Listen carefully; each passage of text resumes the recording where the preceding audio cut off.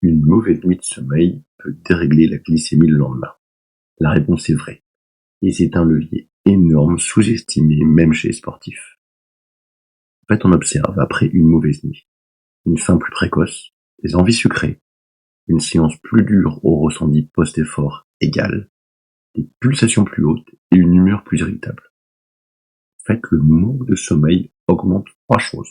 Le cortisol, qui est l'hormone du stress, la résistance à l'insuline, car le glucose rentre moins bien dans les cellules, et la gréline, c'est l'hormone de la faim.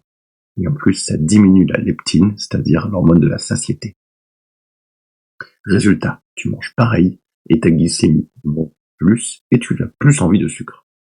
Exemple classique, tu fais un footing facile qui est prévu, et tu te trouves trop en fréquence cardiaque, et tu finis cramé. Ou un autre exemple, sur le home trainer, tu as besoin de plus de sucre pour une même puissance. Les solutions à mettre en place immédiatement sont assez simples.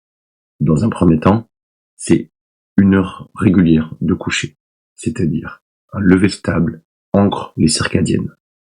Ensuite, la lumière du matin. Il faut être forcément 10 à 15 minutes dehors, c'est essentiel. Et enfin, les écrans et les lumières fortes doivent être limités le soir, au moins 60 minutes si possible, avant le coucher. Pour optimiser, tu peux rajouter en plus, au niveau de la caféine, on va éviter après 14 heures, voire plutôt si possible. Dîner, on va éviter les gros repas ultra sucrés tardifs, ça favorise les pics et ça augmente le réveil. La chambre, il faudra qu'elle soit plutôt fraîche et sombre et silencieuse. Et enfin, un rituel de descente, c'est-à-dire une douche plutôt tiède, pas trop chaude, lecture, respiration, en 4, 7 ou 8 ans, plus de la cohérence cardiaque.